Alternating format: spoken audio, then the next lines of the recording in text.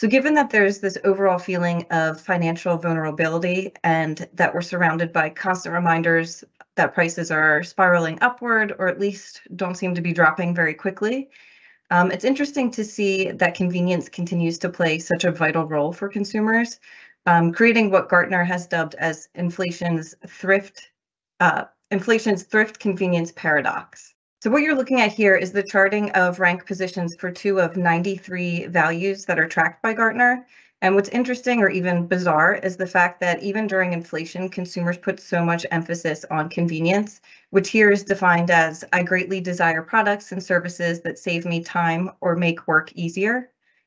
In fact, this is the highest convenience has ever been ranked, coming in at 39. Again, this is out of 93 values. And at the same time, thrift, which is defined as I regularly work to be thrifty and not waste money, time, or resources, fell to its lowest rank ever at 46. And what's interesting is this survey was fielded the end of July or beginning of August, where people were really starting to feel the pressure of inflation, and people still felt that convenience played a bigger role over thrift. So while over half of respondents say they have less disposable income and less savings, they still feel convenience takes a bigger priority and are willing to forego saving money if they can save time or make things easier. So we're going to jump into some examples of this. And the first one, which is a great example for this, is when we talk about streaming subscriptions or SVOD. So you can see the chart on the right is projecting subscriptions by provider.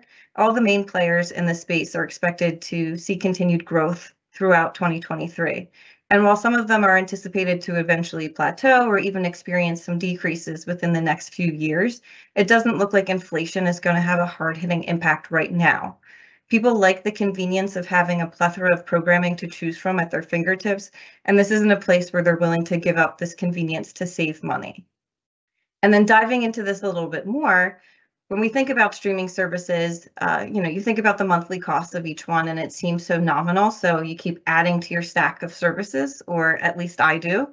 So this chart here is showing the various prices for each service. And you'll notice there's ad-free and ad-supported for many of these platforms, with Netflix Premium being the most expensive at $19.99. And then there's some cheaper plans starting at $4.99, which include people like Paramount Plus, Peacock, and Discovery Plus. So each plan by itself seems like such a small investment, but 1/4 of households now pay over $75 a month just for streaming services.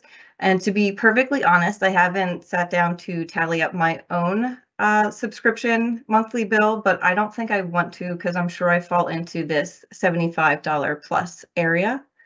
Another area where consumers are choosing convenience over thrift is with premium loyalty programs. So if you think of club memberships like a BJ's or Costco, or even some pickup and delivery services like Instacart and DoorDash, I know for me personally, the amount it costs for me to have an Instacart subscription is 100% worth every penny. The few times I decide to save some money and go to the store myself to pick things up, I just have instant regret. And I'm not alone in this thinking either. Over 40% of respondents intend to continue their memberships in the next 12 months. Things like free delivery, free returns, discounts, or even rewards are so valuable to some of us that we would never consider this an area to cut back on in order to save money during difficult times. And brands realize how important the importance consumers place on loyalty programs and the perks and convenience that go along with them. But they also acknowledge the idea of subscription fatigue, which is evident here in the chart on the right. So you'll see consumer retail subscriptions peaked in October of 2021, and they've fallen significantly in September of 2022. So this is going to force brands to expand their offerings and to take a multi-tiered approach. So some things you'll see when we move into 2023 include tier build-outs, so similar to Netflix, who recently launched their ad-supported programming. Brands will offer various tiers, and some might even be free, but they'll offer different levels of commitment that come along with different perks or rewards. It's rumored that Apple is going to be doing something similar.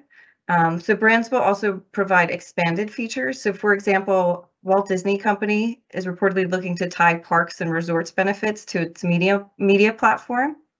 Amazon also recently added more ad-free music and podcasts for Prime members.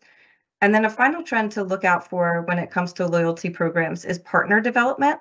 So you can expect to see more companies follow the likes of Delta Airlines and Starbucks, or Walmart and Paramount Plus, who have come together to expand their offerings, share data, and gain brand affinities that tie each to the success of the other. So starting back in October, customers who were enrolled in both Delta SkyMiles and Starbucks Rewards loyalty programs could easily link their accounts through two sites. You could either use deltastarbucks.com or starbucksdelta.com. And once your accounts were linked, members would earn 1 mile per dollar spent on eligible purchases at Starbucks. And on days when enrolled members had a scheduled flight with Delta, they would earn double stars on eligible purchases at participating Starbucks stores. I'm a huge Starbucks person, so I know how valuable those double star days can be. Walmart and Paramount Plus were two other companies that kind of band together. They had the Paramount Plus Essential Plan, which was included with Walmart Plus monthly and annual memberships. So you can expect to see more brands coming together in an attempt to expand their offerings.